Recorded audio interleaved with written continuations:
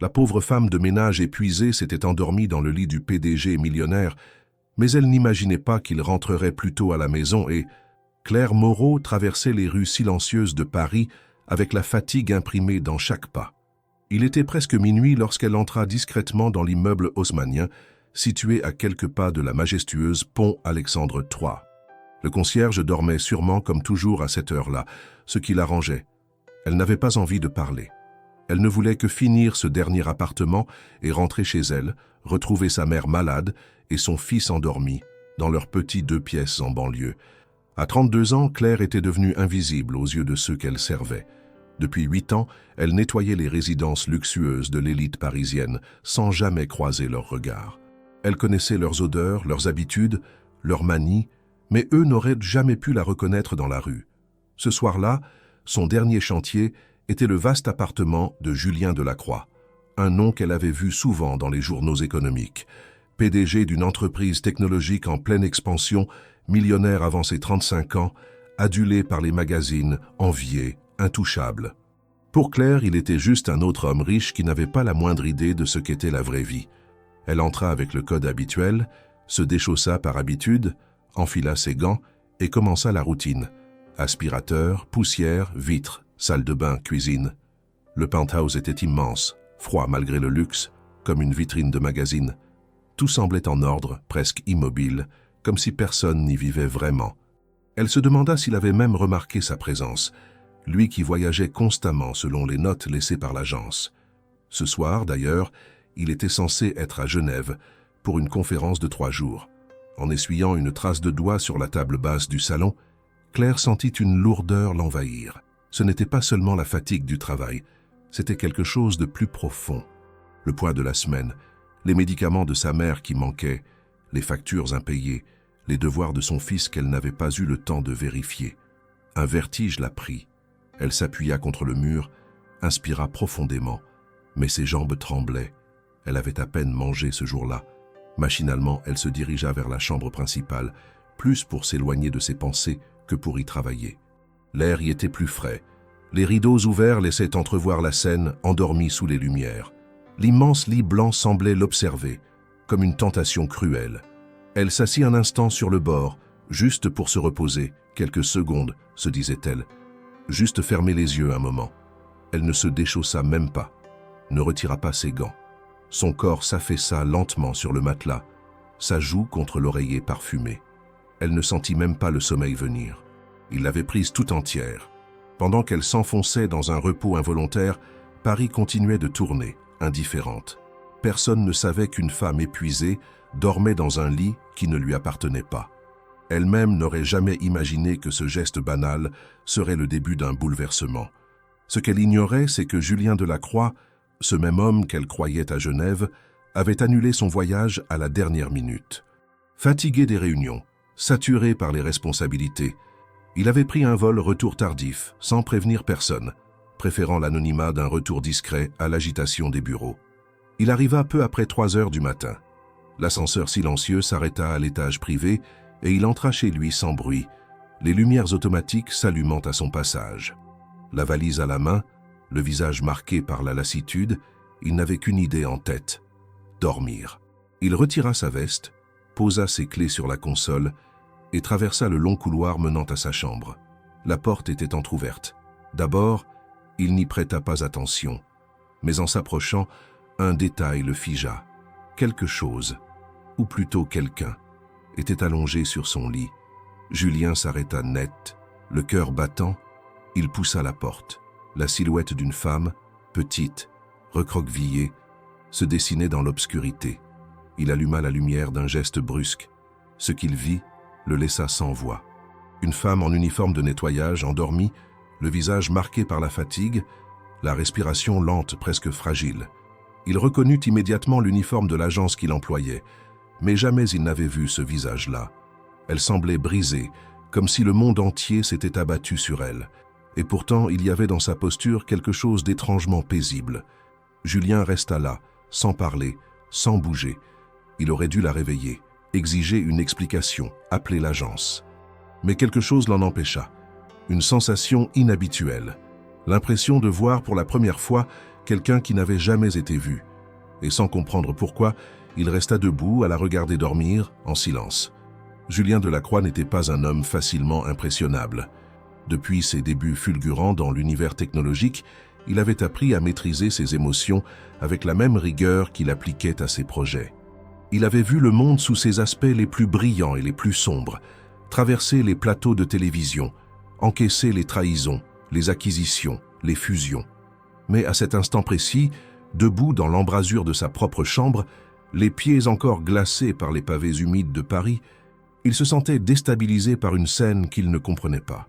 La femme dormait profondément, les traits relâchés, le souffle calme, comme si ce lit n'était pas celui d'un inconnu millionnaire, mais le sien. Elle n'était pas belle au sens traditionnel que Julien connaissait si bien, celui des soirées mondaines et des campagnes publicitaires. Elle était autre, réelle, une réalité qu'il n'avait pas l'habitude de croiser dans son univers aseptisé de chiffres et de protocoles. Il observa la saleté sur ses chaussures encore aux pieds, les gants de latex froissés à sa main droite, les mèches brunes collées à son front par la sueur. Elle n'était pas censée être là, et pourtant, il n'arrivait pas à la faire partir. Il s'avança lentement, posa sa valise près de la porte sans bruit, et resta là, figé. 1 million de questions se bousculaient dans sa tête. Qui était-elle? Pourquoi avait-elle osé s'allonger sur son lit? Était-ce une erreur, une provocation, un acte de désespoir? Le bon sens lui hurlait de la réveiller, de la confronter, d'exiger une explication immédiate. Mais quelque chose en lui refusa cette réaction automatique. Il s'assit dans le fauteuil de lecture à quelques pas du lit, toujours sans bruit, et continua à l'observer. Il n'était pas voyeur, pas curieux au point de fouiller les vies des autres. Mais cette nuit, quelque chose d'inédit se produisait. Elle ne bougeait pas, ne rêvait pas, ne parlait pas dans son sommeil.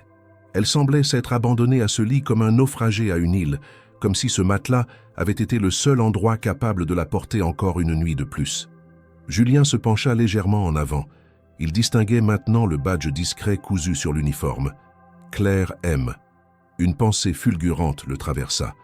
Il ne connaissait aucun prénom parmi ceux qui nettoyaient son appartement. L'agence envoyait du personnel selon ses disponibilités. Et jamais personne ne lui avait adressé plus qu'un bonjour formel en croisant son regard, ce qui était rare. Était-ce la première fois qu'elle venait ici? Ou faisait-elle partie de celles qu'on ne remarque jamais, présentes sans exister? L'ironie ne lui échappa pas. Dans son propre lit, une femme invisible venait de forcer sa présence sans dire un mot. Les heures passèrent. Julien ne trouva pas le sommeil. Il resta là, parfois pensif, parfois troublé, parfois exaspéré contre lui-même de ne pas la réveiller immédiatement. Mais plus le silence se prolongeait, plus la tension s'effaçait, remplacée par une forme d'étrange sérénité. La présence de cette femme, inattendue, semblait avoir suspendu le temps dans son appartement pourtant si ordonné. À 4 heures du matin, la pluie se mit à tomber doucement contre les vitres, et Julien finit par fermer les yeux quelques instants, assoupi dans le fauteuil. Il fut réveillé par un léger mouvement.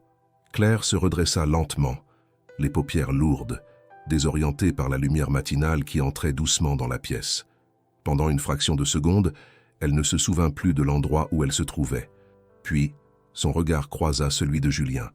Elle sursauta violemment, recula d'un coup jusqu'au bord du lit, les mains tremblantes, le cœur battant à tout rompre. « Je suis désolée », balbutia-t-elle d'une voix rauque. « Je ne voulais pas, ce n'était pas... Je suis désolée. » Elle se leva précipitamment, tenta d'enlever ses gants en vitesse, cherchait ses mots tout en regardant partout sauf lui. Elle croyait sa fin arrivée. Il allait sûrement la faire virer. Elle avait enfreint toutes les règles, toutes les frontières invisibles qui séparent ceux qui possèdent de ceux qui nettoient après eux. Julien ne dit rien. Il la regardait toujours avec cette même intensité calme. Il ne comprenait pas exactement ce qu'il ressentait, mais il savait qu'il ne voulait pas qu'elle parte tout de suite. Son premier réflexe n'avait pas été la colère. Il était fatigué d'être en colère, fatigué d'exiger, de punir, de contrôler. Cette femme n'était pas un problème à régler. Elle était un mystère qu'il voulait comprendre. « Vous avez dormi ?» dit-il enfin d'une voix grave mais douce. Claire s'immobilisa, abasourdie. Elle hocha la tête, incapable de mentir. Ses mains serraient l'ourlet de sa chemise comme pour se raccrocher à quelque chose. « Pourquoi ici ?» demanda-t-il calmement. Elle hésita. Comment expliquer ce mélange de fatigue, de désespoir, d'abandon? Elle ne voulait pas pleurer, pas devant lui. Mais les mots sortirent seuls. J'étais épuisé, je n'ai pas réfléchi, j'ai juste fermé les yeux un instant. Je suis désolé. Je m'en vais, vraiment. Elle se dirigea vers la porte, mais Julien se leva à son tour. Attendez. Claire s'arrêta, le dos tourné, figé dans l'attente d'un verdict. Il aurait pu appeler l'agence, la faire interdire. Mais au lieu de cela, il posa une question inattendue. Depuis combien de temps travaillez-vous pour eux? Elle se retourna hésitante. 3 ans, peut-être un peu plus. J'ai plusieurs adresses dans le centre. La vôtre, c'est la plus grande. Julien croisa les bras, la dévisagea. Et vous avez des enfants? Cette fois, elle fronça les sourcils, surprise par la question. Un fils. Il a 8 ans. Il est souvent malade. Un silence épais s'installa. Julien acquiesça lentement, comme s'il essayait de recoller des morceaux invisibles entre eux. Il ne comprenait pas encore pourquoi cette conversation existait. Il savait juste qu'elle comptait. « Vous n'êtes pas renvoyé, déclara-t-il finalement. Allez chez vous, reposez-vous, et revenez demain à 10 heures du matin. Pas avant. » Claire le fixa, incapable de croire ce qu'elle venait d'entendre. « Vous ne voulez pas me signaler? Si j'avais voulu, je l'aurais déjà fait, » répondit-il calmement. « Mais je crois que j'ai plus de questions que de certitudes ce matin. » Elle hocha la tête, abasourdie, murmura un merci presque inaudible, puis disparut dans le couloir. Julien resta seul, le regard perdu vers la lumière qui filtrait à travers les rideaux. Il n'aurait pas pu l'expliquer, mais quelque chose venait de changer. Peut-être que, pour la première fois depuis longtemps, il avait vu quelqu'un. Vraiment vu. Lorsque Claire franchit la porte du luxueux immeuble ce matin-là, son cœur battait à une vitesse incontrôlable. La lumière du jour révélait chaque imperfection de sa tenue modeste, chaque trace de fatigue sur son visage, encore marqué par une nuit presque blanche. Elle n'avait presque pas dormi après avoir quitté l'appartement de Julien, et l'idée de le revoir la hantait depuis. Elle s'attendait à tout, une réprimande formelle, une lettre de l'agence, un vigile qui l'empêcherait d'entrer. Pourtant, aucun de ces scénarios ne se réalisa. Le même silence régnait dans le hall, la même odeur de pierre polie et de cire fraîchement appliquée. Elle entra le code, monta dans l'ascenseur, les jambes molles, le souffle court. En face de la porte de l'appartement, elle hésita une seconde. Puis, le battant s'ouvrit avant même qu'elle n'ait levé la main. Julien était là comme s'il l'attendait. Il portait une chemise sans veste, son col légèrement défait, et il semblait plus calme, presque posé. Claire baissa immédiatement les yeux par réflexe, honteuse de l'image qu'elle avait laissée la veille. « Bonjour », dit-elle timidement. « Entrez », répondit-il sans détour, en s'écartant pour la laisser passer. Elle pénétra dans l'appartement avec une prudence mêlée de tension. Il y avait une odeur de café fraîchement préparé. Le salon était impeccable, comme si personne n'y avait vécu depuis des jours. Julien s'installa sur le canapé et lui fit signe de s'asseoir sur le fauteuil d'en face. Claire hésita puis obéit, les mains jointes sur ses genoux, la posture rigide. Le silence s'installa pesant. Aucun d'eux ne semblait savoir comment commencer. Finalement, c'est Julien qui brisa le silence. « Vous vous êtes reposé au moins ?» Claire hocha la tête, même si c'était un mensonge. Ses cernes, sa voix basse et la pâleur de sa peau disaient le contraire. « Je comprends que ce qui s'est passé soit inhabituel, dit-il, et je ne suis pas certain de savoir ce que je devrais en penser. » Elle releva enfin les yeux, surprise par la formulation. Il ne l'accusait pas, il cherchait à comprendre. « Je suis vraiment désolé. Je ne l'ai pas fait exprès. Je n'ai pas dormi volontairement dans votre lit. J'étais à bout. Je me suis juste assise un instant. Et le reste a suivi. »« Je comprends, » dit-il. Un nouveau silence, mais cette fois moins chargé de tension. Julien semblait réfléchir, comme s'il cherchait les mots justes. « Dites-moi, Claire, depuis combien de temps vous vivez comme ça? À courir entre les appartements, à jongler entre le travail, votre fils, votre mère, à ne dormir que par fragments ?» Elle ouvrit la bouche, mais aucun mot ne sortit tout de suite. Personne ne lui posait ce genre de questions. Personne ne voulait entendre la réponse. Depuis toujours, je crois, depuis que mon fils est né, et encore plus depuis que ma mère est tombée malade, les factures ne s'arrêtent pas. Et l'agence ne paie pas assez. Alors je prends tous les horaires qu'il me donne. Parfois, je fais 3 appartements dans la même nuit. Julien l'écoutait, attentif. Il ne l'interrompait pas. C'était la première fois qu'elle parlait autant devant un client. surtout quelqu'un d'aussi haut placé. Elle se sentait à nu, mais aussi étrangement soulagée de pouvoir enfin dire les choses. « Je ne suis pas paresseuse », ajouta-t-elle, comme si elle devait se défendre. « J'ai toujours travaillé. J'ai fait des ménages, des cuisines, des hôtels, des couloirs de métro. J'ai même été garde d'enfants pendant un temps, avant que mon fils tombe malade. Et depuis, je fais ce que je peux. Mais parfois, ce n'est pas assez. Parfois, je m'effondre. » Julien hocha lentement la tête. Il regardait Claire avec une attention qu'il n'accordait qu'à ses associés les plus proches. Pas de pitié dans son regard, mais une forme d'intérêt profond, presque analytique, mêlé à quelque chose de plus personnel. « Vous savez, dit-il après un moment, je n'ai jamais eu à me battre pour dormir dans un lit. » Claire sourit faiblement, amère. « Ça ne m'étonne pas. Ce n'est pas une critique, c'est un constat. Je ne dors pas bien, mais je dors toujours dans un endroit propre, calme, avec des draps repassés.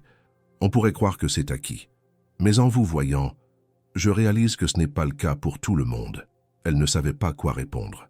Une partie d'elle voulait s'enfuir, s'éloigner de cette étrange conversation qui inversait les rôles. Mais une autre, plus profonde, voulait rester, écouter encore, comprendre pourquoi cet homme, dont elle avait nettoyé les restes de dîner sans jamais penser qu'il la verrait un jour, s'adressait à elle avec tant de sincérité. « Je ne sais pas pourquoi je ne vous ai pas réveillé hier soir, » dit-il. « Peut-être que je voulais voir jusqu'où irait votre sommeil.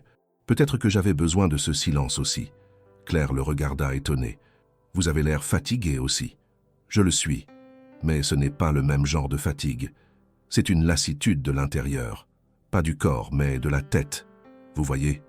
Elle hocha la tête. Elle comprenait très bien. La fatigue physique, elle la connaissait par cœur.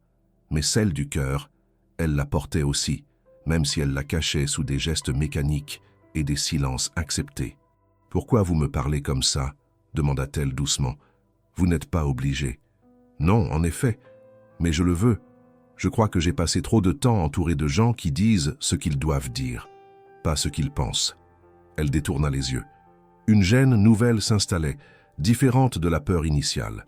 Un trouble discret. Il y avait entre eux quelque chose qui ne relevait plus seulement de l'accident ou de l'erreur.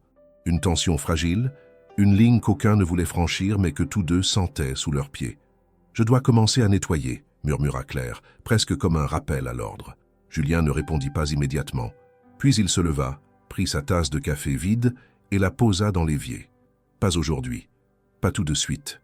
J'aimerais vous parler encore, si cela ne vous dérange pas. » Claire resta immobile. Elle ne savait pas quoi répondre. Sa journée venait de commencer et pourtant, elle savait qu'elle venait de traverser un seuil. Elle n'était plus simplement une employée anonyme. Et lui n'était plus seulement un nom sur une fiche de mission. Quelque chose d'inattendu, d'inexplicable, prenait forme. Elle acquiesça lentement. Julien sourit à peine, un sourire discret, presque imperceptible, comme une permission silencieuse. Ce jour-là, aucun meuble ne fut dépoussiéré, aucun miroir ne fut nettoyé. Mais pour la première fois depuis longtemps, Claire parla de sa vie.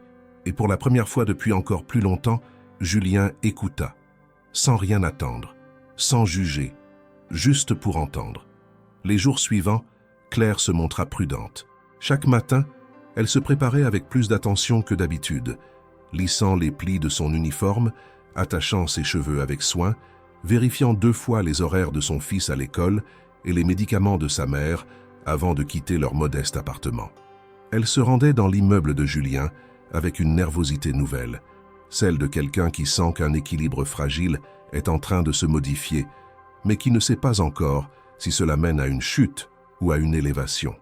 Elle nettoyait les pièces en silence, mais jamais plus Julien ne resta totalement absent. Il apparaissait à des moments inattendus, lançait une question apparemment anodine, lui offrait parfois un café sans cérémonie, ou restait simplement dans la même pièce qu'elle, feuilletant des dossiers sans rien dire, comme s'il trouvait étrange désormais de la savoir là sans la voir. Claire gardait ses distances, refusant de se laisser troubler par cette étrange attention. Elle avait déjà assez de poids à porter. Elle connaissait les jeux de pouvoir, les illusions de proximité dans un monde où tout se négocie, surtout le silence. Elle ne comprenait pas ce que Julien cherchait, mais elle se refusait à le fantasmer. C'était un homme de pouvoir, elle une femme de service. Rien ne changeait vraiment cette réalité, même si leur conversation devenait moins rare. Puis une semaine après leur première vraie conversation, Alors qu'elle rangeait les derniers objets dans le salon, Julien s'approcha. Il avait ce regard qui indiquait qu'il n'allait pas parler pour ne rien dire. Il tenait une feuille dans la main. Claire se redressa, méfiante, certaine que cette fois il allait lui annoncer quelque chose de définitif. « J'ai réfléchi », dit-il simplement. Elle se crispa légèrement. « Je crois que votre contrat actuel avec l'agence ne vous rend pas justice. Il vous exploite. Il vous paie au minimum légal, vous impose des horaires absurdes et ne vous offre aucune sécurité. » Claire ne répondit rien. Elle savait que c'était vrai.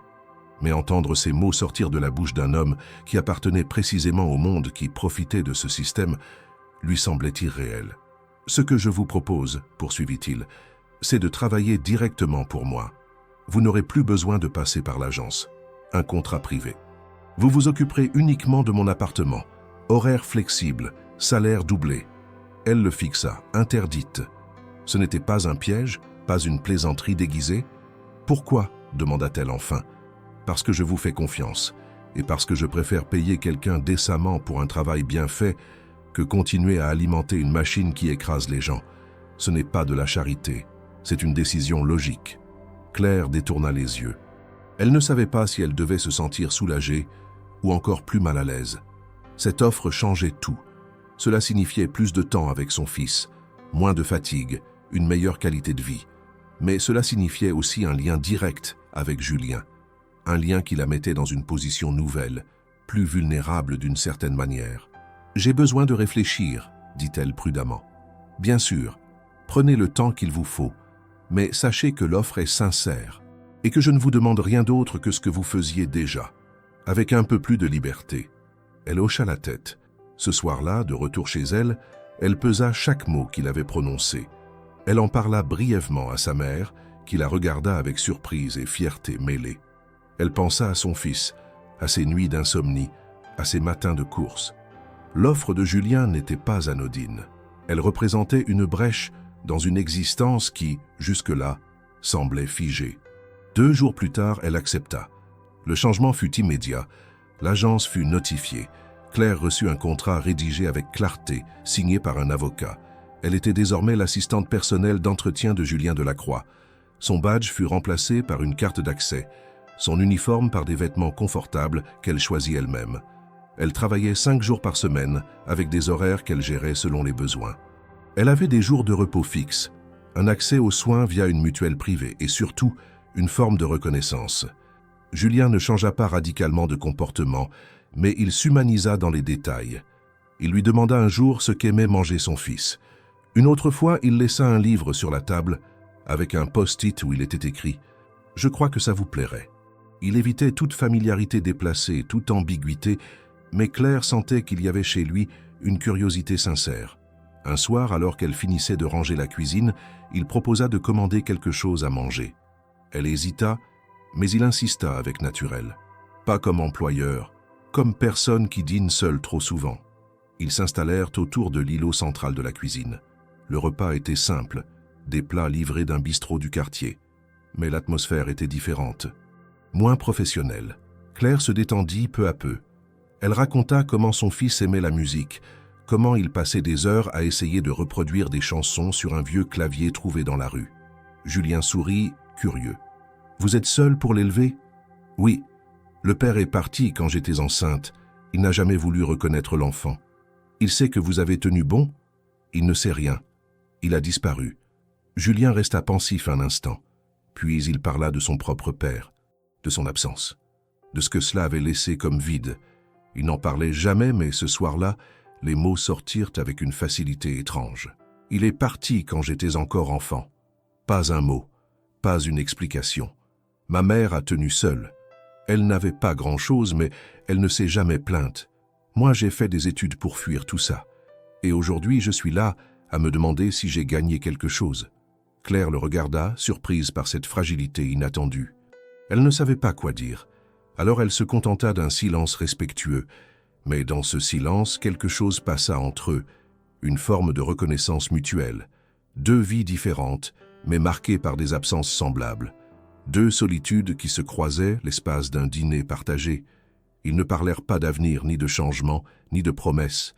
Mais ce soir-là, Julien ne dîna pas seul. Et Claire ne se sentit pas invisible. Le soir tomba sur Paris dans une lumière dorée qui filtrait à travers les hautes fenêtres de l'appartement de Julien.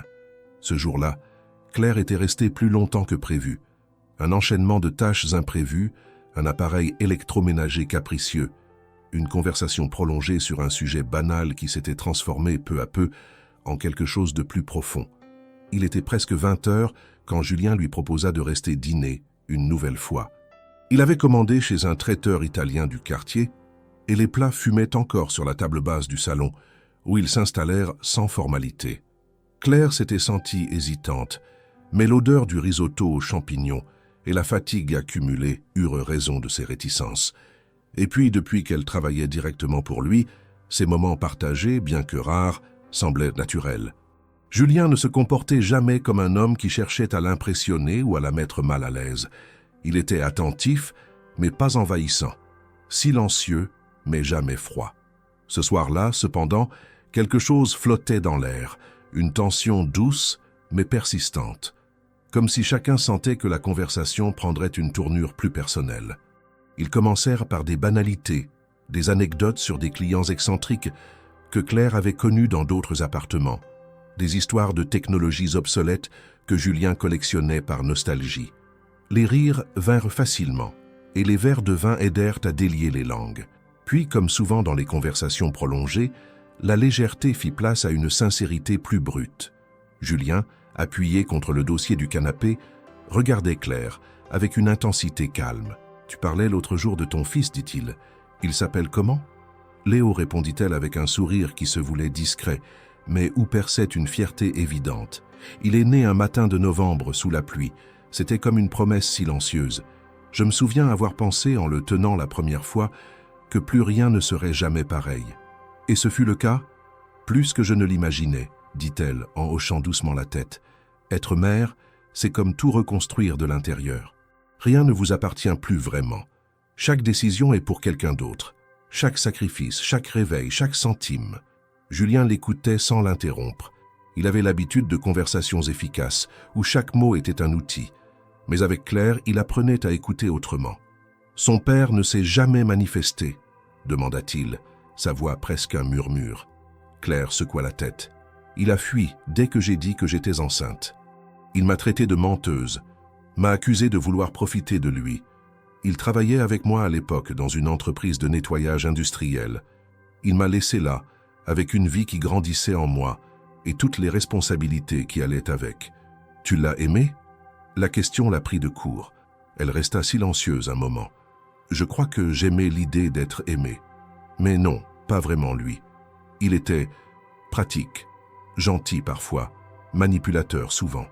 Mais à l'époque, je voulais tellement croire à quelque chose. » Julien hocha la tête lentement, comme s'il reconnaissait cette envie de croire, même contre toute logique. « J'ai grandi sans père, » dit-il après une pause. « Il est parti quand j'avais 6 ans. Aucune explication. Juste un matin, il n'était plus là. Ma mère n'en parlait jamais. Elle a travaillé dur pour que je ne manque de rien, mais le silence autour de son absence était une cicatrice permanente. « Et ta mère ?» demanda Claire. « Elle est morte il y a 5 ans. Cancer du poumon. Elle n'a jamais fumé un jour de sa vie, mais elle a nettoyé des bureaux pendant 30 ans, dans des sous-sols sans fenêtres. Je me demande si c'est ça qui l'a tuée, ou si c'est le chagrin. » Claire le regarda longuement. Il venait d'univers opposés, mais dans ses confessions, elle reconnaissait des morceaux d'elle-même. La solitude, l'épuisement, le deuil. Des douleurs universelles, souvent cachées derrière des gestes mécaniques ou des silences polis. « On se ressemble plus que je ne l'aurais cru », murmura-t-elle. Julien sourit, mais ce sourire était empreint d'une certaine mélancolie. Peut-être qu'on se reconnaît dans ce qu'on a perdu. Ils terminèrent leur repas en silence, mais un silence complice. Pas celui de l'ennui ou du malaise, mais celui qui suit les vérités partagées. Claire débarrassa machinalement les assiettes, et Julien l'aida sans qu'aucun des deux ne le commente. Il ouvrit la fenêtre pour laisser entrer l'air frais de la nuit, et le bruit lointain de la circulation parisienne remplit la pièce comme une bande-son discrète. « Tu regrettes quelque chose ?» demanda-t-il alors qu'il rangeait les derniers couverts. « Beaucoup de choses, admit-elle, mais pas mon fils. Lui, jamais. Et si tu avais eu le choix, une autre vie, un autre parcours ?» Claire réfléchit un instant. Elle n'aimait pas les questions hypothétiques. Elles rendirent la réalité plus cruelle. J'aurais aimé faire des études. J'adorais la littérature. Je voulais devenir professeur. Mais la vie ne m'a pas laissé choisir. Elle a décidé pour moi. Et maintenant, je fais ce que je peux avec ce qui reste. Julien acquiesça. Il comprenait ce qu'elle ne disait pas. La dignité dans les compromis, la beauté discrète des renoncements. Il la regarda longuement. Claire sentit ce regard et détourna les yeux. « Tu veux un dessert ?» proposa-t-il soudain pour briser la tension qui montait doucement entre eux. « Juste un café, si ça ne te dérange pas. » Il prépara les tasses, et la conversation se fit plus légère. Mais sous la surface, quelque chose avait changé. Ils avaient laissé tomber des morceaux de leur défense, dévoilé des cicatrices. Rien de spectaculaire. Juste assez pour que le lien entre eux devienne plus qu'une simple cohabitation professionnelle. Il ne parlera pas d'eux, pas de ce que cela voulait dire, ou de ce que cela pourrait devenir. Mais en se quittant ce soir-là, chacun sentit que le fil entre eux s'était renforcé. Un fil discret mais solide, une corde tendue entre deux mondes que tout opposait, mais que la vie, pour une raison encore floue, semblait vouloir rapprocher. Le lendemain matin, Claire arriva à l'appartement plus tôt que d'habitude. Par automatisme, elle avait mal dormi, non pas à cause du stress ou de la fatigue, mais à cause des pensées. Julien était encore absent, parti tôt pour une réunion selon le mot laissé sur le comptoir. Tout était en ordre, mais en entrant dans la chambre pour faire le lit, elle sentit que quelque chose n'allait pas. Il y avait une énergie différente, quelque chose de déplacé. Elle entendit un bruit de pas dans l'entrée. Et en sortant de la chambre, elle tomba nez à nez avec une femme élégante, maquillée avec soin, un manteau en cachemire sur les épaules, une valise à la main et un sourire aussi glacé que ses talons sur le parquet. « Bonjour, dit la femme. Je suis surprise de te voir ici. Tu es la nouvelle employée de Julien. » Claire, interdite, sentit son estomac se nouer. « Oui, je m'occupe de l'appartement. » La femme la dévisagea, puis sourit, comme on le fait devant quelque chose d'insignifiant. « Charmant, je suis Élise, l'ex-fiancée de Julien. Je suppose qu'il ne t'a pas encore parlé de moi. » Claire resta figée, incapable de répondre immédiatement.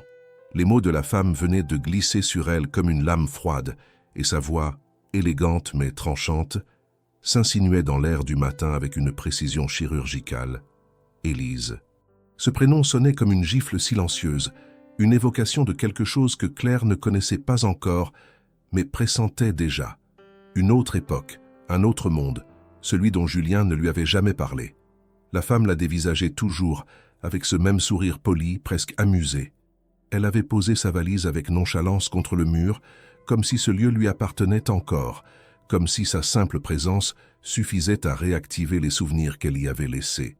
Claire fit un pas en arrière, par réflexe, le cœur tambourinant dans sa poitrine. Elle essaya de rassembler ses idées, de trouver une posture, un mot, une attitude qui ne trahirait pas la gêne immense qu'elle ressentait. « Julien n'est pas là, » dit-elle enfin d'une voix qu'elle voulut assurer. « Il est sorti très tôt. » Élise haussa légèrement les épaules, comme si cette information lui était indifférente. « Je sais, il a l'habitude de ces réunions à l'aube. Mais je suis sûre qu'il sera ravi de me trouver ici à son retour. Nous avons quelques souvenirs à raviver. » Elle entra sans demander la permission, comme si la porte ouverte était une invitation. Claire se sentit impuissante, presque invisible à nouveau, ravalée au rang de présence fonctionnelle. Pourtant, quelque chose en elle résista. Elle referma doucement la porte et resta debout, observant Élise poser son manteau sur le canapé, comme si elle rentrait chez elle. « Vous n'avez pas prévenu. »« Non. Pourquoi l'aurais-je fait? Nous avons partagé bien plus qu'un appartement. Il ne m'a jamais demandé de rendre mes clés. » Claire sentit une tension monter en elle, une irritation sourde, non pas de jalousie, mais d'injustice. Elle ne savait rien de cette femme, ni de son histoire avec Julien, mais sa façon de parler, son ton assuré, son attitude conquérante, faisait naître en elle un malaise profond. Elle avait mis des semaines à trouver un équilibre fragile dans cet endroit, à apprivoiser les regards, les silences, les gestes. Et voilà qu'une inconnue surgissait, balayant ce fragile édifice d'un revers de talon. Élise, consciente de l'effet qu'elle produisait, s'approcha de la bibliothèque, effleura un livre, sourit. Il n'a rien changé. Toujours les mêmes livres, les mêmes objets. Même ce vieux disque que je lui avais offert est encore là. Curieux, non? Claire garda le silence. Ce n'était pas à elle de répondre. Mais chaque mot d'Élise semblait être une mise en scène destinée à rappeler sa place. Pas celle de Claire dans la maison, mais celle qu'Élise pensait encore occupée dans la vie de Julien. « Il vous a parlé de moi ?» demanda Élise, sans se retourner. « Non, » répondit Claire honnêtement. La femme sembla surprise un instant, puis elle rit doucement, un rire sans chaleur. Évidemment, il n'aime pas regarder en arrière. Mais moi, j'ai bonne mémoire. J'ai vécu ici pendant presque 2 ans. Ce canapé, ce tapis, cette lampe, tout ça, c'est aussi moi, vous comprenez? Claire sentit une boule se former dans sa gorge. Ce n'était pas seulement l'humiliation implicite, c'était cette sensation d'intrusion, de fragilité révélée. Elle ne voulait pas se battre pour une place qu'elle ne revendiquait même pas. Elle n'était pas là pour conquérir, mais pour survivre. « Je ne suis que l'employé, dit-elle simplement. Je nettoie, j'organise, je prépare les repas parfois. Rien de plus. »« Vraiment ?» demanda Élise avec un sourire ambigu. Il me semblait que Julien était devenu plus sociable ces derniers temps. Ce n'est pas dans ses habitudes d'inviter le personnel à dîner. Claire rougit malgré elle. Elle détestait que cela se voie. Elle détourna les yeux, mais Élise avait vu, et ce qu'elle vit sembla la ravir davantage. Le silence s'installa à nouveau, tendu. Claire fit un pas vers la cuisine, comme pour s'occuper, échapper à cette atmosphère oppressante. Mais avant qu'elle ne puisse faire quoi que ce soit, la porte d'entrée s'ouvrit. Julien entra les épaules tendues, le visage fatigué. Il s'immobilisa en voyant Élise dans son salon, puis son regard glissa vers Claire, debout près de la table, raide comme une statue. Il comprit immédiatement que quelque chose n'allait pas. Son ton se fit plus sec qu'à l'habitude. « Élise, que fais-tu ici ?» La femme se retourna lentement, un sourire éclatant aux lèvres. « Bonjour, Julien. J'étais dans le quartier. J'ai pensé que ce serait agréable de passer te voir. Nous avons tant de choses à nous dire, non ?» Julien fronça les sourcils. Il se dirigea vers elle, sans agressivité, mais avec fermeté. « Tu aurais pu appeler. Ce n'est pas le moment. Il n'y a jamais de moment avec toi, Julien. Tu as toujours une réunion, un dîner, une excuse. Alors j'ai décidé de m'inviter. Ce n'est pas comme si je ne connaissais pas cet endroit. » Julien ne répondit pas. Il la regarda un instant, puis se tourna vers Claire. « Tu peux prendre ta journée. Je m'excuse pour ça, ce n'était pas prévu. » Claire hocha la tête, rassembla ses affaires avec des gestes rapides, évita le regard d'Élise et sortit sans un mot. En descendant les escaliers, elle sentait une chaleur étrange lui monter au visage. Ce n'était pas de la colère, pas seulement. C'était une confusion profonde, un sentiment de rejet mêlé à une certitude brutale. Elle n'aurait jamais sa place dans ce monde. Pas vraiment. Dehors, la pluie avait commencé à tomber. Elle marcha sans se presser, la tête baissée, le cœur lourd.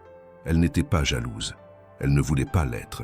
Elle n'avait jamais imaginé qu'il y aurait un avenir entre elle et Julien, mais il y avait eu quelque chose. Un échange, une attention, un respect. Et maintenant, elle doutait. Non pas de Julien en tant qu'homme, mais de l'espace qu'elle croyait avoir commencé à construire ici. Elle prit le métro, rentra chez elle, trouva son fils plongé dans un cahier de coloriage. Sa mère dormait sur le canapé, les volets fermés. Elle s'assit en silence et pour la première fois depuis longtemps, elle se sentit à nouveau petite. Petite face au monde, face aux souvenirs des autres, face aux femmes qui la précédaient dans les appartements luxueux et dans le cœur des hommes qu'elle n'osait pas aimer. Le soir, elle ne reçut aucun message de Julien, aucun appel, rien. Et ce silence résonna plus fort que 1000 mots. Le lendemain, Claire se réveilla avec un sentiment d'oppression. La pluie persistait sur les vitres, un rideau de perles grises qui semblait refléter son humeur. Elle prit quelques instants pour observer son fils dormir dans la chambre voisine, respirant doucement, comme si rien ne s'était brisé la veille. Elle caressa doucement sa joue, puis se leva pour aller ouvrir les volets.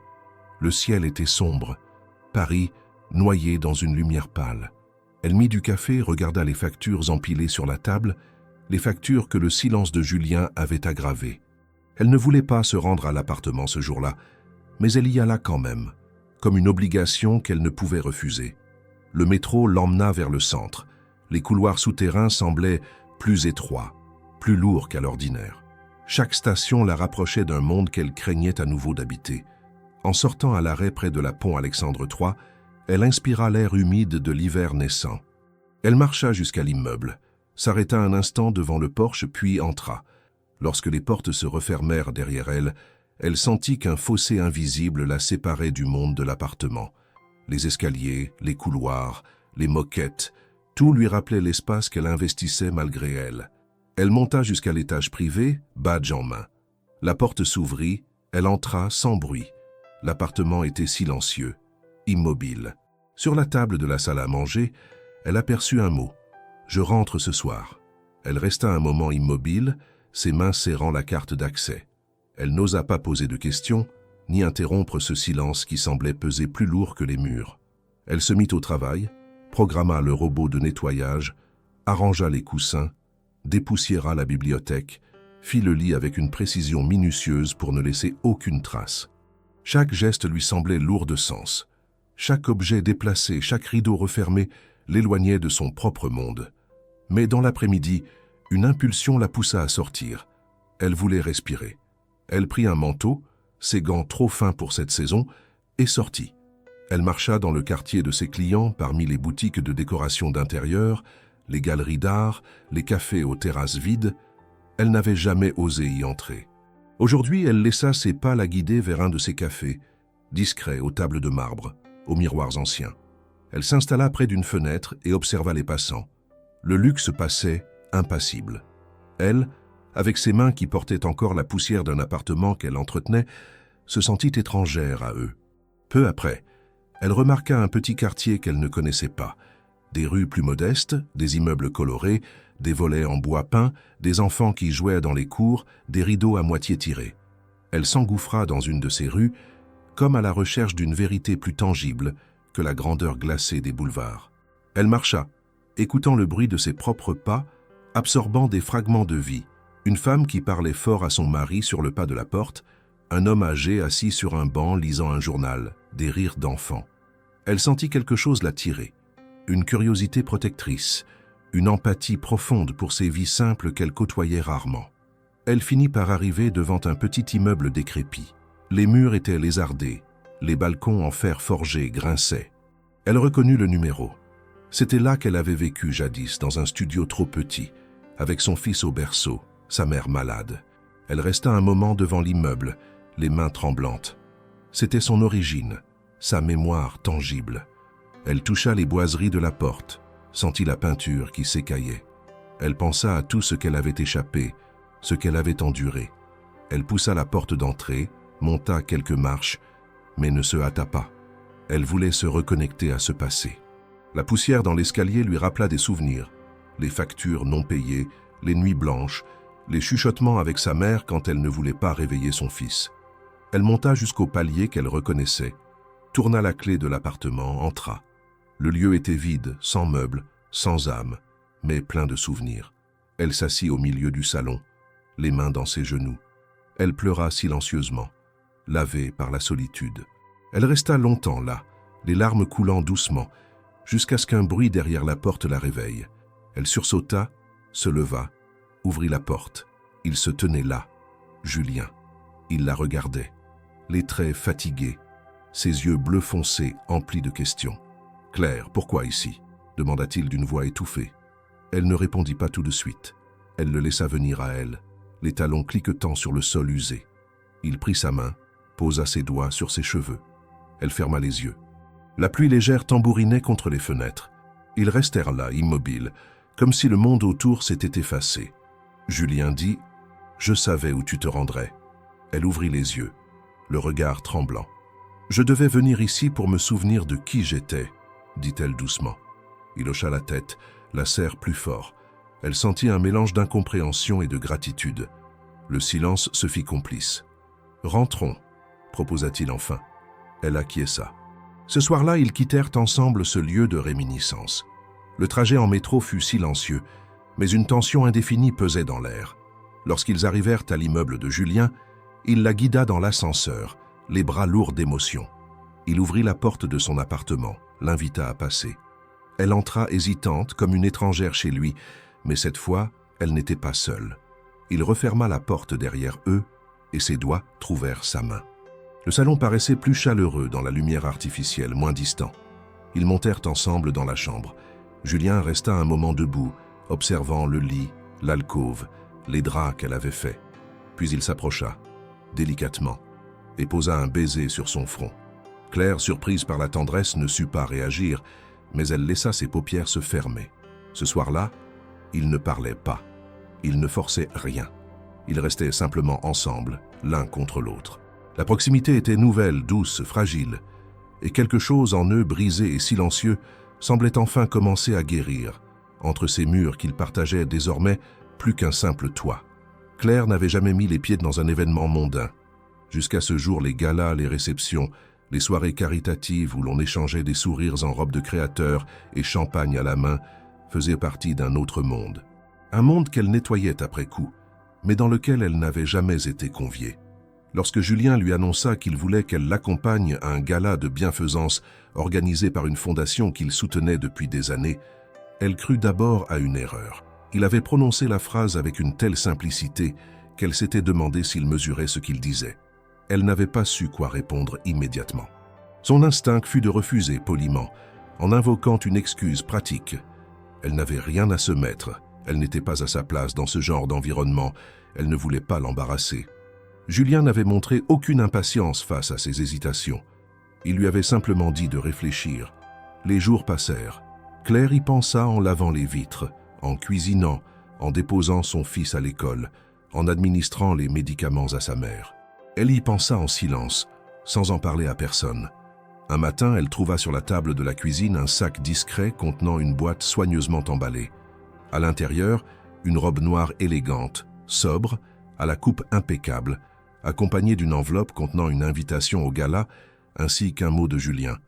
Aucune obligation, mais je serais honoré de te savoir à mes côtés. Elle ne répondit pas tout de suite, mais le soir du gala, elle était prête. Elle se présenta devant l'appartement à l'heure dite, vêtue de la robe, ses cheveux relevés simplement, un manteau léger sur les épaules. Julien l'attendait près de l'entrée, vêtu d'un costume sombre. Lorsqu'il la vit, il ne dit rien immédiatement, mais son regard suffit à lui faire comprendre qu'elle avait sa place à ses côtés ce soir-là. Ils montèrent dans une voiture noire qui les attendait en bas. Le trajet jusqu'au lieu de l'événement se fit dans un silence tendu, mais complice. Le gala se tenait dans un ancien palais rénové du 6e arrondissement. Le bâtiment brillait de 1000 feux sous les projecteurs et des silhouettes élégantes se pressaient à l'entrée. À peine descendue de la voiture, Claire sentit le poids des regards. Julien posa doucement sa main au creux de son dos, un geste discret mais protecteur. Elle entra à ses côtés, le cœur battant, les sens en alerte. Les premiers instants furent un choc. Les conversations superficielles, les rires cristallins, les serveurs défilant avec des coupes de champagne et des canapés miniatures, elle ne connaissait personne, ne comprenait pas les codes, se sentait à chaque pas comme une intruse. Julien ne la quitta pas d'une semelle. Il la présenta simplement comme Claire, sans mentionner son rôle dans sa vie ou dans son appartement. Certains hochaient poliment la tête, d'autres la détaillaient, sans retenue. Les regards n'étaient pas toujours bienveillants. Il y avait de la surprise, parfois de l'ironie déguisée. Une femme, visiblement une figure connue du milieu philanthropique, lança même à mi-voix « Julien, tu nous surprends. Tu changes de style, on dirait. » Claire entendit mais ne réagit pas. Elle serra la mâchoire, soutint les mots par le silence. Un homme d'affaires, manifestement ivre de lui-même, s'approcha un peu trop près et s'adressa directement à elle avec un sourire entendu. « Vous travaillez dans le textile ? C'est rare de voir une robe aussi sobre ici. Vous êtes une amie de longue date de Julien ?» Julien intervint aussitôt, son ton calme mais ferme. « Claire est ici parce qu'elle le mérite, pas pour satisfaire ta curiosité. » L'homme s'éloigna, embarrassé. Claire, elle, sentit un mélange d'émotions l'envahir. Julien ne la défendait pas comme un homme possessif. Il le faisait comme quelqu'un qui refusait l'humiliation gratuite. Elle le remercia d'un simple regard. Plus tard dans la soirée, alors qu'elle observait les œuvres d'art exposées dans la galerie attenante, elle fut rejointe par une jeune femme qu'elle avait déjà croisée plus tôt, rieuse et exubérante, qui l'aborda sans détour. « Tu n'es pas d'ici, n'est-ce pas ? Ce n'est pas une critique, hein ? Juste une constatation. Tu es trop droite, trop attentive, trop vivante. Ici, on est tous à moitié morts. » Claire ne sut que répondre. La femme lui tendit une coupe de champagne qu'elle refusa poliment. « Tu as de la chance. Julien n'a jamais été du genre à s'attacher. C'est la première fois que je le vois regarder quelqu'un comme ça. Garde ça en tête. Ces regards, ils ne durent pas toujours. Profite. » Puis elle s'éloigna. Claire resta seule, troublée. Elle se sentait jugée, analysée, scrutée à chaque instant. La soirée belle sur le papier était devenue une épreuve. Elle retourna chercher Julien mais ne le vit nulle part. En traversant la salle principale, elle entendit une conversation. Des hommes en costume discutaient à voix basse. Le nom de Julien fut mentionné, puis celui de Claire. L'un d'eux se permit une remarque blessante sur les femmes simples qui grimpent les échelons par les draps. Claire, blessée, tourna les talons, son souffle court. Elle quitta la salle sans prévenir, sortit dans la nuit froide. L'air vif la frappa de plein fouet. Elle marcha sans but, les talons claquant sur le pavé humide. Les larmes qu'elle retenait depuis des heures coulèrent enfin. Elle avait cru que cette soirée serait un pas en avant, une reconnaissance. Mais elle avait été ramenée brutalement à la réalité. Le monde de Julien n'était pas fait pour elle. Pas encore. Peut-être jamais. Julien la retrouva devant un café fermé, quelques rues plus loin. Il était venu à sa recherche dès qu'il avait compris qu'elle n'était plus dans la salle. Il s'approcha sans dire un mot. Elle le regarda, les yeux rouges. « Je ne peux pas, dit-elle. Ce monde, ces gens, je ne suis pas à ma place. Tu ne peux pas m'y forcer. » « Je ne te force à rien, répondit-il. Je voulais que tu voies par toi-même. Mais tu n'as rien à prouver à personne ici. Tu n'as à être que toi-même. Ce n'est pas si simple. Non, ce ne l'est pas. Mais je préfère être avec quelqu'un de vrai dans un monde faux que l'inverse. » Ils restèrent un moment en silence, puis Julien retira sa veste et la posa sur ses épaules. Elle frissonna, non pas de froid, mais de soulagement. « Viens, on rentre. » Ils prirent un taxi.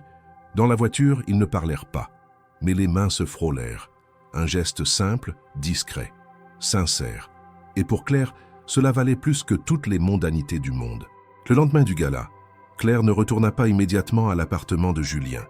Elle se leva tard, encore éprouvée par les émotions de la veille, le visage marqué par la fatigue et une tension intérieure difficile à apaiser.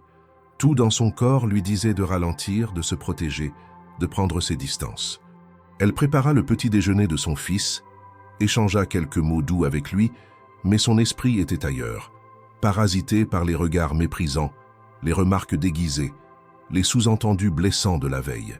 Ce monde qu'elle avait côtoyé pendant quelques heures la laissait vide, comme si elle en était ressortie avec moins de certitude qu'en y entrant.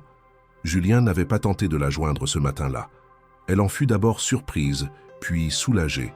Elle ne voulait pas parler. Pas maintenant. Pas tant que ce qu'elle ressentait n'était pas complètement défini. Il lui fallait du temps, une prise de recul. Le gala avait été une épreuve qu'elle n'avait pas anticipée, et même si elle avait apprécié certains gestes de Julien, sa présence protectrice, ses paroles à la sortie, cela n'avait pas suffi à effacer l'impression d'être une pièce déplacée dans un jeu social codifié. Les jours suivants, Claire se réfugia dans sa routine. Elle refusa poliment les appels de Julien, prétextant une surcharge familiale, des problèmes de santé avec sa mère, une crise d'asthme de son fils. Elle ne mentait pas, mais elle omettait volontairement de dire que ce n'étaient pas ces événements seuls qui la retenaient, mais bien le besoin de silence. Elle réorganisa ses journées pour ne pas passer par l'immeuble, laissant un message vocal à Julien lui disant qu'elle prendrait quelques jours de congé. Il n'insista pas. Il répondit par un simple « Prends le temps qu'il faut ». Un message sec mais respectueux. Pourtant, derrière ces mots, Claire percevait une frustration contenue. Elle la comprenait. Julien n'était pas habitué à l'éloignement. Il n'avait jamais dû courir après personne. Mais elle n'était pas un projet, ni une exception dans sa vie bien rangée. Elle ne voulait pas être le divertissement discret d'un homme riche qui cherchait à combler une solitude passagère. Pendant ce temps, Julien, lui, commençait à ressentir l'absence de Claire de manière de plus en plus vive. Il avait cru que le gala, malgré ses maladresses, serait une avancée. Il avait voulu l'inclure dans une partie de son monde, la reconnaître devant ceux qui le connaissaient depuis des années. Mais il avait mésestimé la violence du décalage social. Il repensait sans cesse à son visage fermé, à ses mains tremblantes, à sa fuite silencieuse dans les rues de Paris. Il s'en voulait, non pas d'avoir voulu partager quelque chose avec elle, mais de ne pas avoir préparé le terrain, de l'avoir exposée sans filet. Il n'était pas dupe. Il savait que certains de ses contacts avaient été cruels, condescendants, et cela le rendait fou de colère. Depuis quelques jours, il ne dormait plus bien. Il arrivait au bureau plus tôt que d'habitude, restait tard, mais aucune réunion, aucun dossier, aucune signature de contrat ne parvenait à le distraire de l'évidence. Claire lui manquait. Un matin, il prit une décision. Il mit son téléphone en silencieux, coupa son ordinateur portable et sortit du siège de sa société sans prévenir. Il prit la voiture, sans chauffeur, roula jusqu'en banlieue. Il ne savait pas exactement où Claire habitait, mais il se souvenait de quelques détails qu'elle avait mentionnés, des indications qu'il avait notées sans le montrer. Il se gara dans une rue calme, regarda autour de lui, puis repéra l'immeuble. Modeste, sans phare. Des balcons fleuris malgré la grisaille, des rideaux tirés, une boîte aux lettres cabossée où le nom de C. Moreau était encore lisible, presque effacé. Il hésita avant de monter. Il ne voulait pas s'imposer, mais il sentait que c'était là qu'il devait être. Il appuya sur l'interphone, attendit, rien. Il tenta de rappeler, pas de réponse. Finalement, alors qu'il faisait demi-tour, la porte s'ouvrit sur un enfant au regard curieux, un garçonnet aux cheveux bruns décoiffés qui le fixa sans dire un mot. Julien le reconnut immédiatement. Léo. Il s'accroupit doucement à sa hauteur. « Bonjour, dit-il calmement. Tu es Léo, n'est-ce pas ?» L'enfant acquiesça. « Je suis un ami de ta maman. Elle est là ?» Léo réfléchit un instant, puis recula, tenant la porte ouverte. Julien entra, gravissant les marches en silence. Claire ouvrit la porte de leur appartement, visiblement surprise, presque choquée. Elle portait un vieux pull. Ses cheveux étaient attachés en chignon désordonné. Ses yeux, cernés, parlaient plus que ses mots. « Qu'est-ce que tu fais ici ?» murmura-t-elle. Julien ne répondit pas tout de suite. Il la regarda, le cœur battant. « Je suis venu parce que tu me manques, » dit-il simplement. Elle détourna le regard, s'effaça pour le laisser entrer. Il pénétra dans le petit salon, observa les murs décorés de dessins d'enfants, les livres empilés sur une étagère branlante, les médicaments alignés sur une table basse. Il s'assit, sans arrogance, sans distance. Claire resta debout, incertaine. « Je ne voulais pas te fuir, dit-elle. Je voulais comprendre ce que je ressens et ce que je veux. Et as-tu trouvé une réponse ?»« Pas encore, » répondit-elle honnêtement. « Mais je sais que j'ai peur. Peur de ne pas être à la hauteur. Peur de ce que les gens pensent. Peur de perdre ce que j'ai mis des années à construire. » Julien se leva, s'approcha lentement. « Tu n'as rien à prouver, ni à eux, ni à moi. Ce que tu es, Claire, suffit. Je n'ai jamais rencontré quelqu'un comme toi. Quelqu'un d'aussi vrai. Je ne veux pas d'une illusion, je veux te connaître. Vraiment. » Elle ferma les yeux. Une larme coula. Il tendit la main, sans la forcer. Elle hésita, puis la prit. Le contact fut doux, familier. Une chaleur discrète envahit la pièce. Léo, depuis l'embrasure de la porte, observait la scène en silence comme s'il comprenait, intuitivement, que quelque chose d'important se jouait là. Ce soir-là, Julien resta dîner. Claire prépara un plat simple qu'ils partagèrent dans une ambiance calme. Les mots revinrent doucement, sans pression. Ils parlèrent de tout et de rien. Mais le silence qui les entourait n'était plus pesant. Il était apaisant. Julien repartit tard. Avant de partir, il se retourna vers elle. « Demain, je veux te parler de quelque chose. De quelque chose que je vais changer. Et tu seras la première à le savoir. » Claire acquiesça. Pour la première fois depuis des jours, elle dormit d'un sommeil paisible. Julien passa la nuit à réfléchir. Il s'était couché tard après son retour de la banlieue, mais le sommeil ne vint pas facilement. Les images de l'appartement de Claire le hantaient. Non pas parce qu'il était modeste, mais parce qu'il racontait une vérité qu'il avait longtemps refusé de voir. Celle d'une vie pleine de responsabilités, de luttes invisibles, de gestes constants pour tenir debout malgré le manque.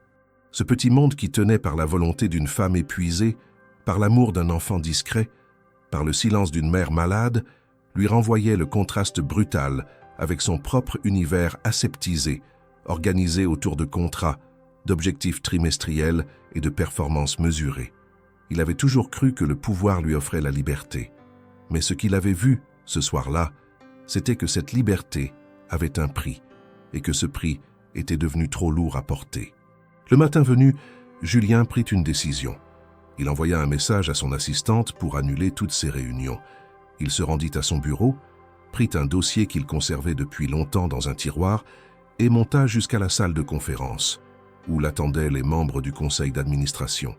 Il les salua brièvement, puis annonça sans détour « Je prends un congé, indéfini, à partir d'aujourd'hui. » Le silence fut immédiat, suivi d'un tumulte de questions. Il coupa court. « Je reste actionnaire, je ne disparais pas, mais je ne veux plus gérer. J'ai besoin de revenir à l'essentiel, j'ai besoin de comprendre à quoi je sers, au-delà des chiffres, et je ne peux pas le faire d'ici. » Certains le prirent comme une trahison, d'autres comme une crise de conscience passagère. Julien ne s'en formalisa pas. Il avait pris sa décision. Il confia la direction par intérim à son bras droit, donna les consignes nécessaires, puis quitta le bâtiment sans se retourner. Ce même jour, il se rendit chez Claire. Elle ouvrit la porte, étonnée de le voir si tôt, encore plus surprise par la légèreté de son expression. Il entra sans un mot, déposa sa veste sur une chaise et la regarda avec un mélange de gravité et de soulagement. « Je me suis mis en retrait, dit-il. Je ne suis plus CEO. » Claire le fixa, interdite. « Tu as démissionné ?»« Pas tout à fait. Disons que j'ai appuyé sur pause. Il fallait que je le fasse. Depuis trop longtemps, je me suis construit autour d'un rôle. Un rôle qui ne me ressemble plus. J'ai cru qu'avoir du pouvoir me rendrait maître de ma vie. Mais en vérité, je suis devenu prisonnier de ce pouvoir. » Elle ne répondit pas tout de suite. Elle s'assit à côté de lui sur le canapé, les mains jointes. « Et maintenant ?» demanda-t-elle. « Maintenant, je veux réapprendre.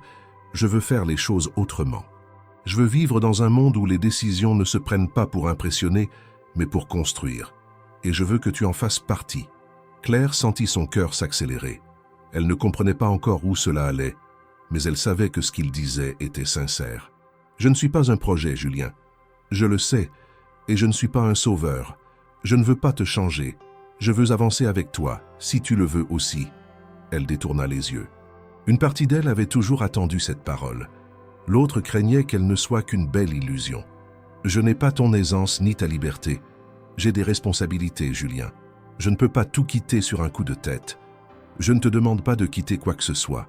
Je veux simplement créer un espace où nous pourrions être vrais. Ensemble. » Ils restèrent silencieux un moment. Le petit appartement baignait dans une lumière grise d'hiver. Les bruits de la rue montaient à travers les vitres, étouffés. Léo jouait dans la chambre, insouciant. « J'aimerais que tu viennes avec moi quelque part, » dit Julien. « Juste quelques jours, sans obligation, sans pression. »« Où ?»« En Normandie. J'ai une maison là-bas. Je n'y vais presque jamais. Mais c'est un lieu calme, simple. Loin de tout ça. » Claire hésita. L'idée était séduisante, mais elle n'était pas du genre à s'échapper facilement. Elle regarda autour d'elle, les médicaments sur la table, les cahiers de son fils, le linge étendu dans un coin du salon. « Il faut que je m'organise, pour Léo, pour maman. Je peux t'aider, je peux payer une infirmière quelques jours, et Léo pourrait venir aussi s'il veut. » Elle fronça les sourcils. « Tu ne peux pas juste tout assumer. Ce n'est pas ton rôle.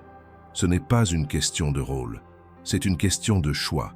Et mon choix, c'est de te soutenir, pas de te remplacer. » Elle respira profondément. Ce que Julien lui proposait n'était pas un conte de fées. Ce n'était pas une échappatoire.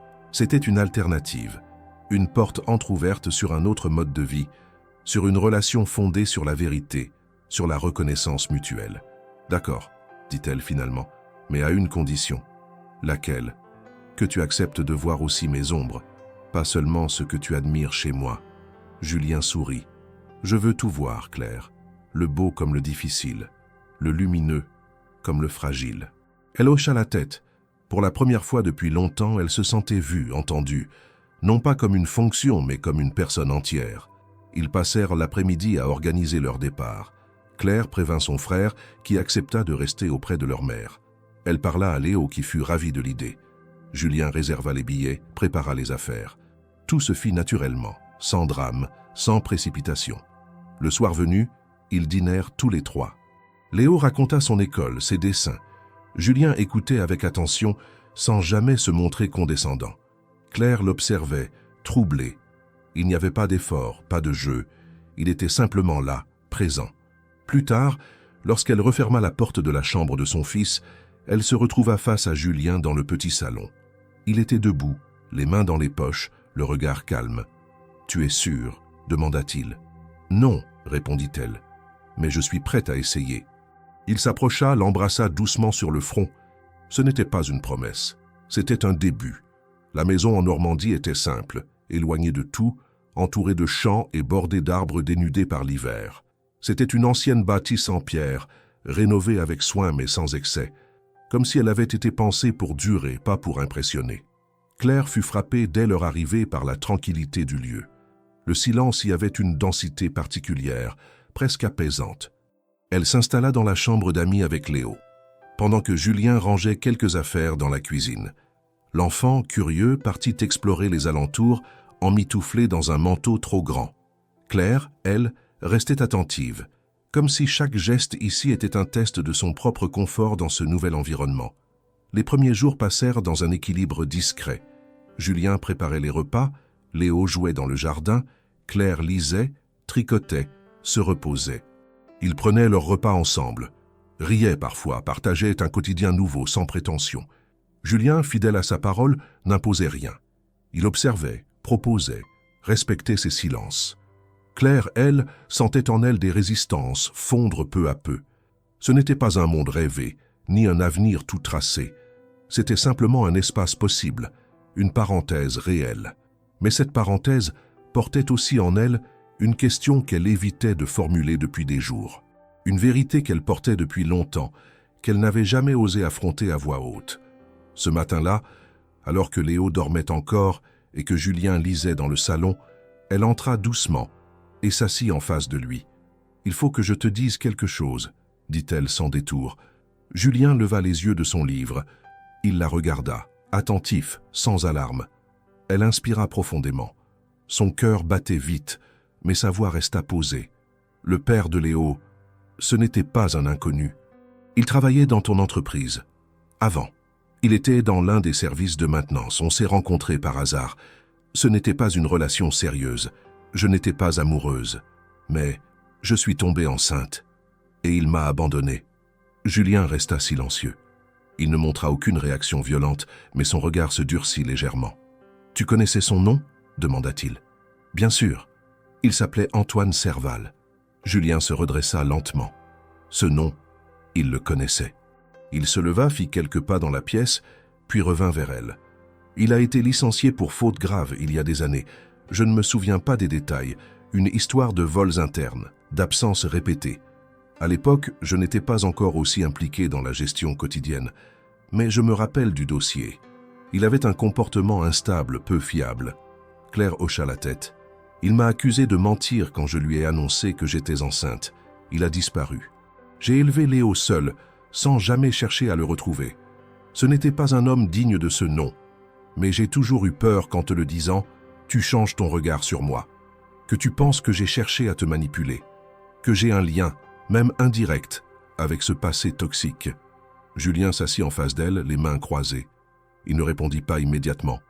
Puis, après un silence, il dit « Je suis surpris, mais pas en colère. Ce que tu viens de me dire ne change rien à ce que je ressens. Ça ajoute une couche de complexité, oui, mais pas de méfiance. Je te connais assez maintenant pour savoir que tu ne m'aurais jamais utilisé. Ce que tu as vécu, c'est une injustice. Et ce que tu as construit malgré ça, c'est admirable. » Claire baissa les yeux. Elle avait retenu ses larmes, mais cette réaction l'ébranla. « Tu ne m'en veux pas ?»« Non, mais j'ai besoin d'un peu de temps pour digérer tout ça. Pas pour te juger, mais pour comprendre ce que ça veut dire pour nous. » Elle accepta ce recul. Elle le respecta. Julien quitta la maison quelques heures, alla marcher seul sur les chemins voisins, longea les haies gelées, traversa les petites routes humides.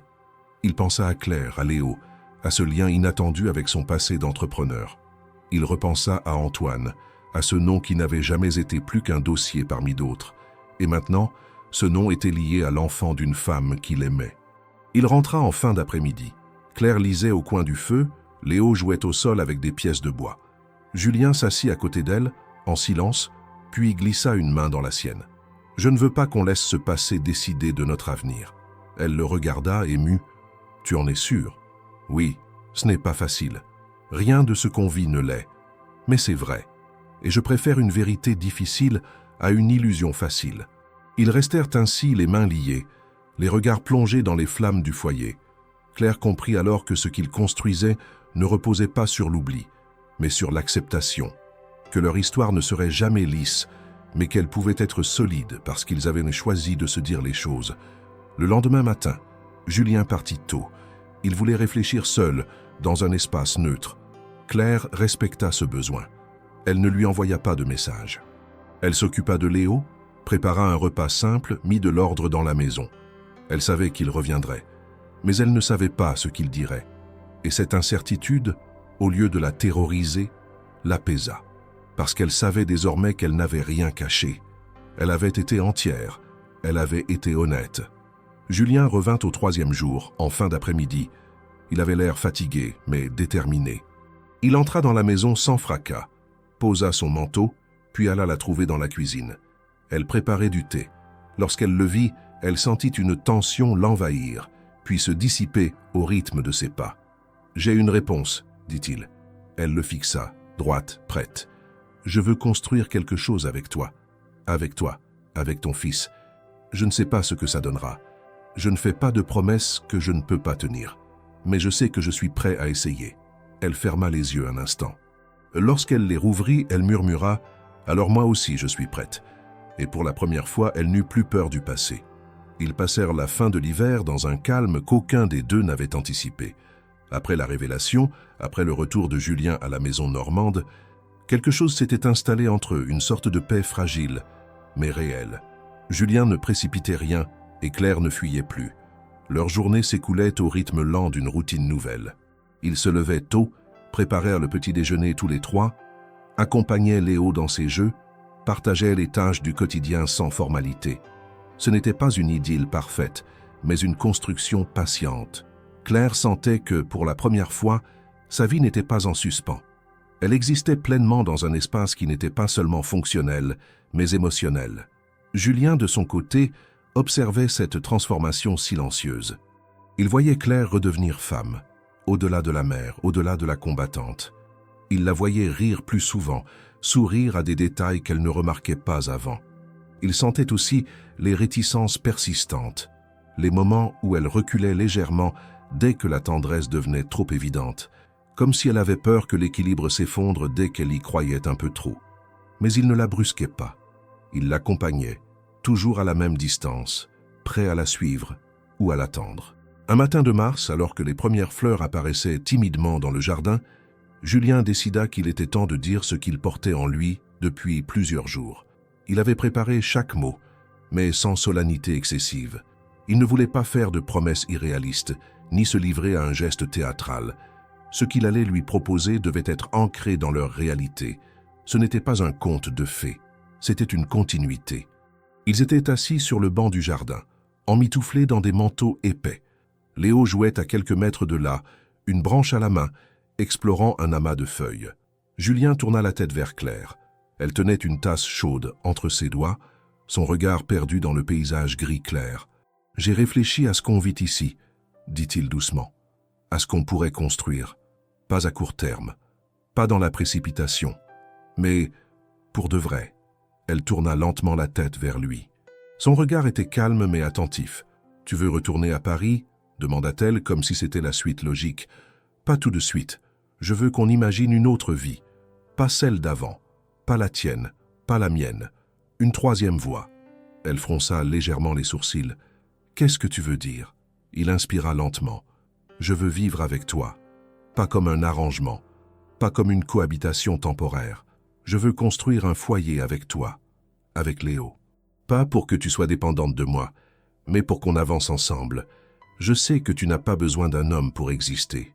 Mais je te demande si tu veux faire de la place pour moi dans ton monde, et si tu veux qu'on en bâtisse un nouveau. » Claire resta figée. Elle ne s'y attendait pas. Pas aujourd'hui. Pas comme ça. Mais pourtant, au fond d'elle, quelque chose vibra. « Tu veux dire vivre ensemble, officiellement ?»« Oui, légalement si tu le veux. Mais pas parce que ça fait bien sur une photo, pas pour qu'on rentre dans des cases.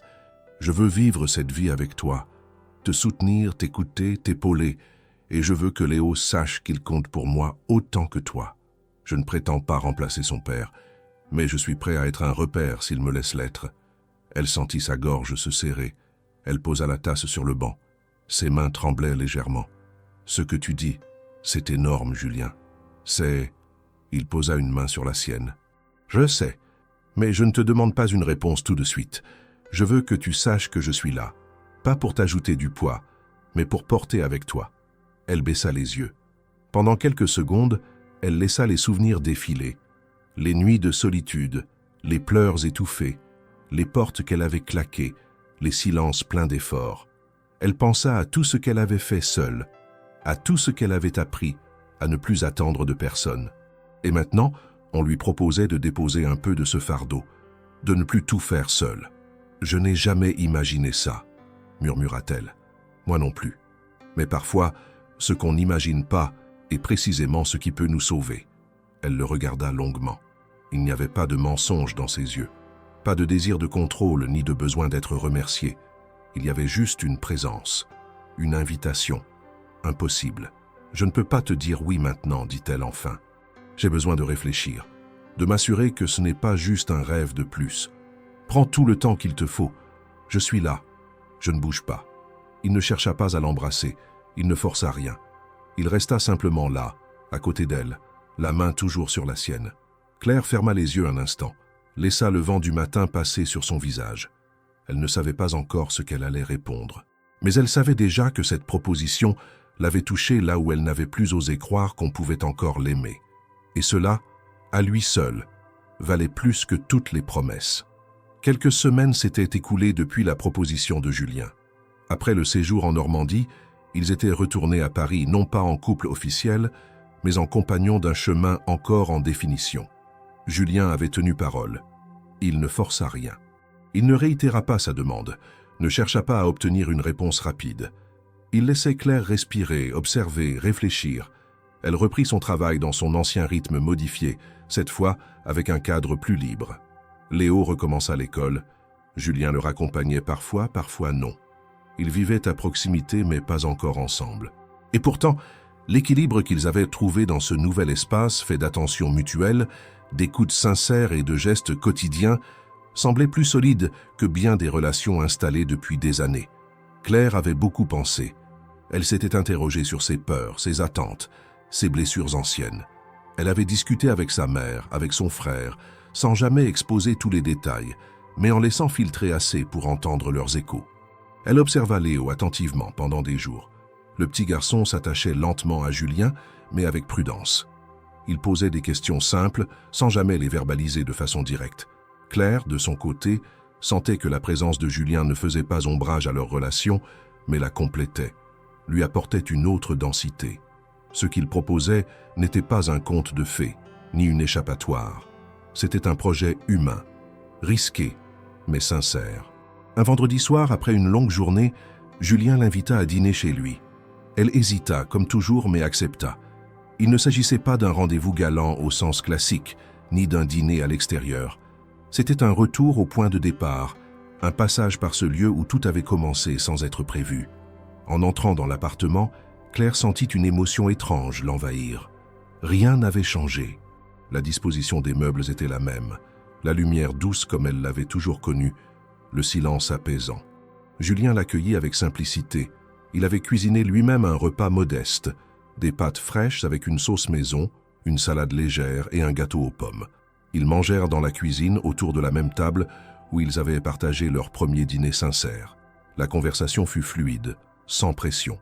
Ils évoquèrent les souvenirs d'enfance de Claire, les vacances de Julien lorsqu'il était adolescent, les projets d'école de Léo. Puis, après avoir débarrassé ensemble, Julien lui proposa un café. Elle accepta. Ils restèrent debout, adossés au plan de travail, les mains autour des tasses chaudes. « Je me souviens de la première fois que je t'ai vu dormir ici », dit-il soudainement. Elle tourna la tête vers lui, surprise par la sincérité dans sa voix. « Tu étais si fatigué, si paisible malgré tout. Et moi, j'étais incapable de comprendre pourquoi je ne t'avais jamais vu avant. Tu étais là, dans ma maison, depuis des mois, et pourtant, ce n'est qu'en te voyant dormir que je t'ai vraiment perçu. » Claire sourit doucement. « Je m'en souviens aussi. J'ai cru que ma vie allait s'effondrer ce jour-là. Et pourtant, c'est peut-être ce jour-là qu'elle a commencé à changer, » murmura-t-il. Ils restèrent un moment sans parler. Puis Julien posa sa tasse, se tourna vers elle et lui tendit la main. « Viens. » Elle hésita un instant, puis glissa ses doigts dans les siens. Il l'emmena jusqu'à la chambre. La même. Le lit était fait, les draps repassés, le couvre-lit soigneusement disposé. Mais rien n'avait la même signification qu'autrefois. Ce n'était plus le lit du maître de maison, ni le lieu d'un incident gênant. C'était un symbole, un point de départ, un témoin silencieux de leur histoire. Julien s'assit au bord du lit, puis invita Claire à faire de même. Elle le fit sans résister. Il la regarda longuement.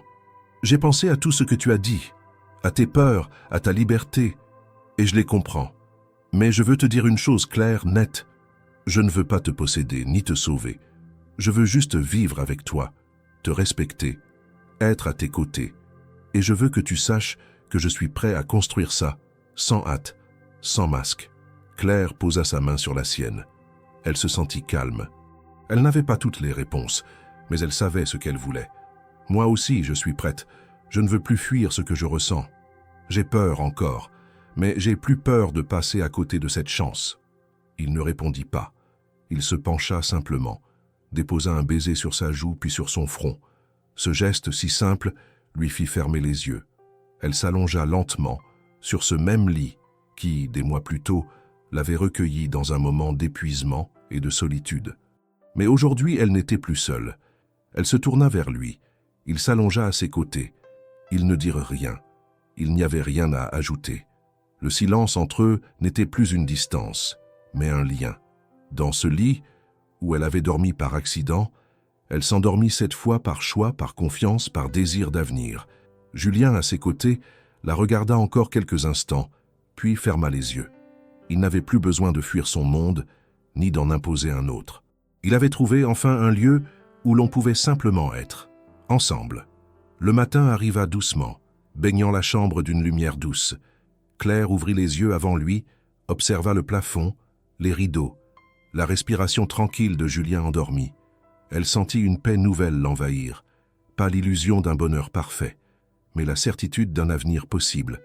Elle se leva, sortit dans le salon, observa l'appartement silencieux. Rien n'était magique, rien n'était parfait, mais tout était là à portée de main, et c'était suffisant.